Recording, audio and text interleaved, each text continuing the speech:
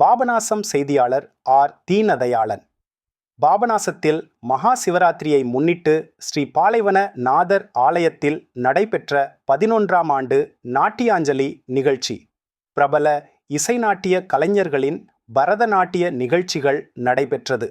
தஞ்சாவூர் மாவட்டம் பாபநாசம் அருகே திருப்பாலைத்துறையில் மகா சிவராத்திரியை முன்னிட்டு ஸ்ரீ பாலைவனநாதர் ஆலயத்தின் 11ஆம் ஆண்டு நாட்டியாஞ்சலி நிகழ்ச்சி வெகு விமர்சையாக நடைபெற்றது.